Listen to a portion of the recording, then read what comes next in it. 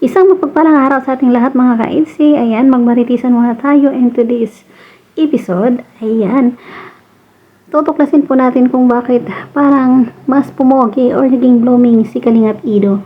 At balita ko rin ay may pinaghahandaan siya. Ano nga ba ang pinagkakaabalahan at ano ang kanyang pinaghahandaan sa hinaharap? Kaya naman, sa lahat ng mga manonood nito, sana ay love lang po tayo at iwasan po natin ang pambabas at suportahan na lang po natin si Kalingap Ido, syempre Kalingap Rob, Kuya Bal Santos Matubang, at Edna Vlogs at sa lahat ng mga charity vloggers na karapat dapat nating suportahan. At syempre nakikiusap na rin ako, sana isuportahan ninyo po ang aking munting channel at ako po ay nagbabalak pag uwi ko po ng Pinas ay makapag-charity man lang kahit papano. So atin mo silipin ang clip na ito kung ano nga ba ang kanyang pinaghahandaan. Lahat sinasama mo din si Biancy dito. Malapit na. Malapit na. Kaya pag ito malayo. Sayang at may edge si sana kanina, no? Sayang kasi wala. Nakano ba siya agad dito? Nagkita kami kanina.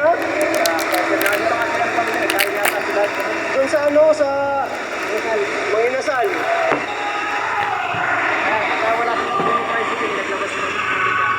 Oo, kasama yung pamilya. Kami nasa Karonton kami nakalagyan.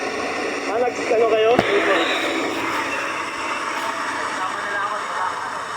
Nakakasama nila. Parang lalo kang pumuputi ngayon. Ha?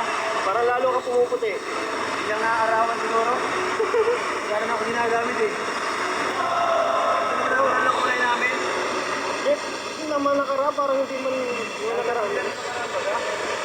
Ayaw nakamotor ka pa, ano? Oo. Pero hindi lang para ulo mo.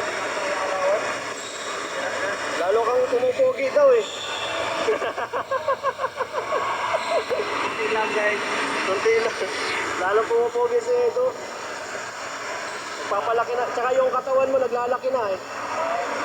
Kailangan pang ano? Mukhang may pinaghahandaan ka na eh.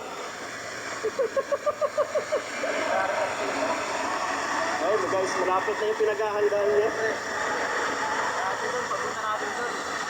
Payat. Oo. Kapag may mga pansya na gano'n, magparahila.